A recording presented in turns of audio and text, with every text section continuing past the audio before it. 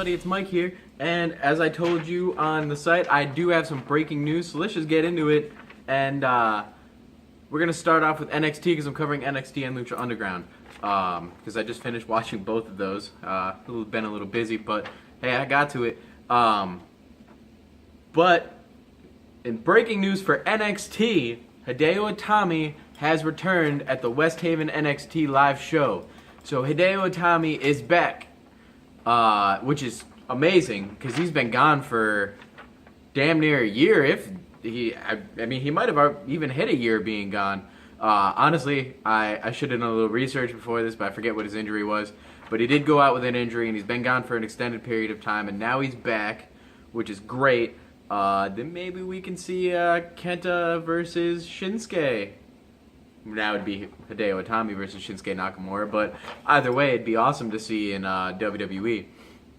But getting into the NXT live show, it started off with Alexa Bliss versus Carmella, which was actually a pretty solid match. We saw a lot of improvements on the part of Carmella and Alexa Bliss as well. I love Alexa Bliss as a heel. She's amazing. She's got that bitchy attitude and that like psychotic look about her when she gets really mad. And I actually liked her since the beginning, but you know, her as a heel is much better. And after the match, she confronted Bayley, and I'm assuming it's going to lead to a number one contenders match for the NXT Women's Championship, in which I'm hoping that Alexa Bliss goes over and Bayley goes to the main roster. Although we are seeing a lot more people come in, or a lot more of the women come in and wrestle. But right now, the women's division has been lacking ever since Charlotte, Becky, and Sasha all moved up to the main roster. I mean, we still got Bayley and we still got Asuka, but Carmella's improving. She's drastically improved. Alexa's great. But other than that, we really don't have those, you know, 5-star women's matches that we've grown so accustomed to watching NXT. So hopefully that ends up being a great match. Like I said, I hope Alexa goes over and Bayley goes up to the main roster. But the next match on the show was CS. I'm not going to sit here and try to say his name. Fuck that. Versus a returning Noah Pothez, I think is how you say his name.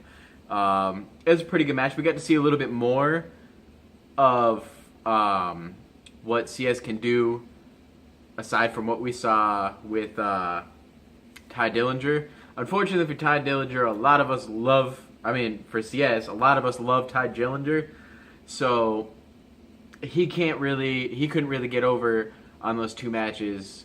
So we saw him do a lot of things to try to entertain the crowd and get the crowd into it and get the crowd behind him. I hope they do, because he seems like a great talent. I don't really know too much about him. If anybody does, feel free to comment, post videos on the Springboard page on Facebook, or anything like that. But moving on, we got the Hype Brothers versus Johnny Gargano and Tommaso Ciampa. Sorry, I fucking have a hard time saying both of their damn names. Which was a decent match. It wasn't anything ridiculously special, but and at the end of the match, it ended up leading to American Alpha coming out because Ciampa and Gargano said that they want a tag team title match. American Alpha pretty much just said no, because I mean, obviously they are in line for their rematch. Regal came out after the tag champs came out and said that they pretty much weren't getting the rematch, and Regal confirmed, and this is some pretty big news too, something we aren't really accustomed to seeing in WWE very often when it comes to tag teams, at least, is going to be a 2 out of 3 falls match for the NXT Tag Team Championships. The Revival versus American Alpha. And I'm really excited about that match because I love American Alpha, and the Revival are also a really talented team, and it should pose to be an exciting match. And I'm really hoping that American Alpha actually does end up getting theirs back, being the second 2-time NXT Tag Champs. But I'd also like to see them go up to the main roster as well, because they the tag team division on the main roster is getting pretty good, and with the brand split coming and the draft coming, they're going to need multiple tag teams for unless they end up keeping the same titles and moving the tag titles around from Raw to SmackDown. I don't see them doing. I think they're going to end up bringing back both titles, but either way, they need tag teams for both Raw and SmackDown. So I think a couple of the tag teams might come up from NXT, and I hope one of them ends up being American Alpha.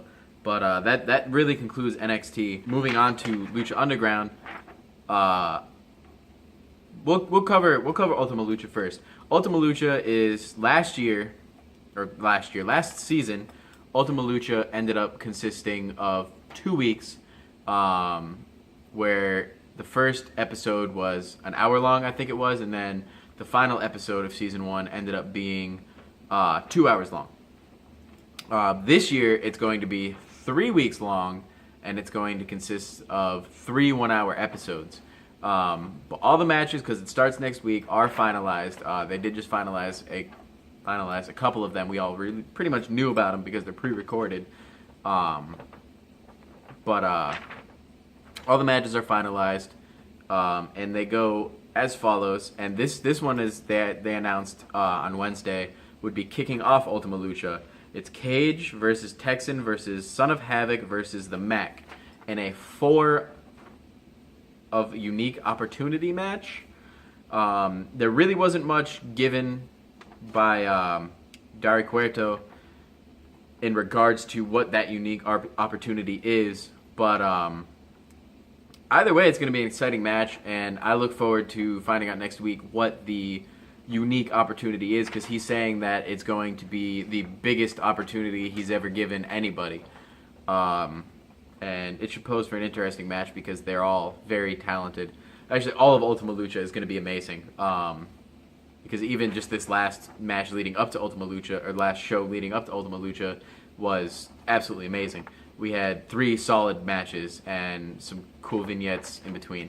But the next match on the list is King Cuerno versus Mil Muertes in a death match, which I'm excited about. That's going to be amazing. I love both King Cuerno and Mil Muertes. They're both amazing, and them being a death match is going to be exciting as fuck. The next match which was also confirmed on the last show and finalized, is Ivelisse versus Taya Valkyrie. Essentially to figure out who's the baddest bitch in Lucha Underground. Both of them are talented, so that should be a great match as well. And then we've got the Gift of the Gods Championship match, and the competitors are going to be Sexy Star versus Daga versus Sinestro del Muerte versus Martha Moth Martinez versus Mariposa versus Killshot versus Nightclaw.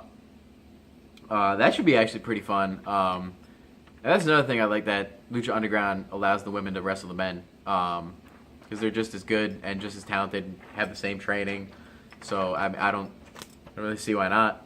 But that should be great. Honestly, I really do hope that I end up seeing Sexy Star end up winning. Because that'd be great to see one of the women win something big.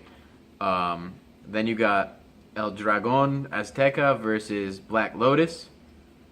I don't think there's any. I read up on it, but I don't see any real stipulations to that match. But then you got Pentagon Jr. versus Montaza Cueto for the Lucha Underground Championship, which should be pretty good. Matanza has been a pretty dominant champion, so it'd be. I honestly think that Pentagon Jr. is going to end up going over. He's one of the originals from season 1. So I do see him actually end up winning and dethroning Matanza. Matanza, sorry. Fucking these Spanish names throw me off. I don't speak Spanish. I'm trying. But then you got the proverbial dream match, which is going to be Prince Puma versus Rey Mysterio. And I do like how they're working the story for this match, and how they told the story in the ring for their match on Wednesday. Which was Prince Puma versus El Dragon Azteca Jr. That was great how Prince Puma was able to tell a story like he was in the ring and promote his match while still wrestling another match. That should actually pose to be an excellent match, because as much as I think Rey Mysterio is overrated as fuck, he is talented, and Prince Puma is amazing. And I think their styles will mesh very well. I mean, well, they have the same style. I think they will have great chemistry is really what I'm trying to say. And Ultima Lucha is going to pose to be Ultima Lucha Dos is probably going to be better than the first Ultima Lucha, which was also amazing. But getting onto the show from Wednesday that I've talked a little bit about, it started off with King Cuerno versus Mil Muertes. It was a pretty physical matchup, which actually led to the announcement of the death match. King Cuerno ended up reversing a Mil Muertes went to throw King Cuerno in the corner with a chair there, reversed it, rolled him up, beat him, leading to them making the death match. Then we also had Prince Puma versus El Dragon Azteca Jr., which was a hands-down 5-star match. That match was absolutely amazing. Everything from the moves to the chemistry they had to the way that Prince Puma was telling the story and leading and helping promote his match with Rey Mysterio. It was absolutely a thing of beauty. It was the perfect match, and you don't see very many of those lately in any promotion. But it was beautiful.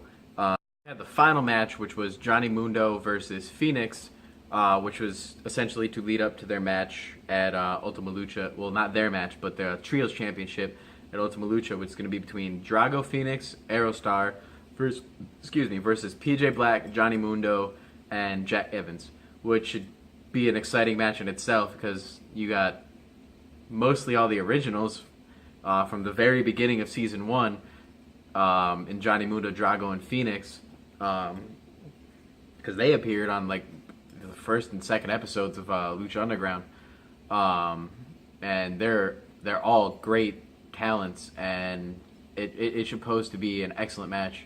But as I was saying, Ultima Lucha is going to be amazing in itself, and I will have full coverage for you throughout the 3 weeks that Ultima Lucha will be airing. Again, it's going to be starting Wednesday. It's going to be 3 one-hour episodes over the next 3 weeks. Kicking off is going to be the four of Ultimate Opportunity match, and I'm pretty damn excited for it. But let's also go back to talking about the most exciting match, and probably, I mean, in my opinion, the most exciting match to come in NXT in a long time is Shinsuke Nakamura versus Finn Balor, which is happening in 2 weeks. I am super excited for that. They're going to put on probably... I'm going to go ahead and dub it match of the year before it even happens. I think they're going to outperform Shinsuke versus I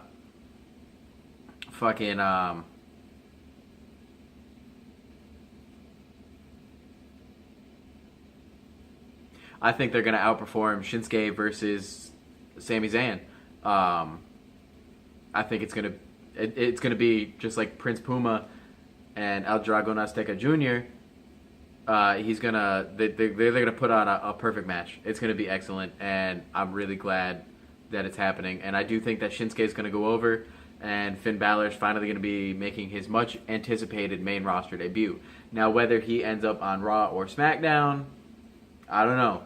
I do hope he ends up wherever AJ ends up, and I do hope that it ends up forming a full Bullet Club or the club. But if you have any questions, comments, concerns, or any news, feel free to post on the page, comment on the video, subscribe to me, subscribe to my wife and my buddy at Halloween Heartthrob, my buddies at Grown Children and Crown the Eric. Show them some support. If you want to be a special guest on my news coverages, if you're a wrestler and you want to be interviewed, anything like that, please feel free to contact me through Springboard. Y'all will see my name on there, Mike Jesmer. Just feel free to send me a message. I'm down for pretty much anything. I'm trying to make this something big, so I need your all help with that. Please share my video. Please subscribe. Any little bit of help y'all can give me is great. I hope y'all enjoyed this video. Until the next one.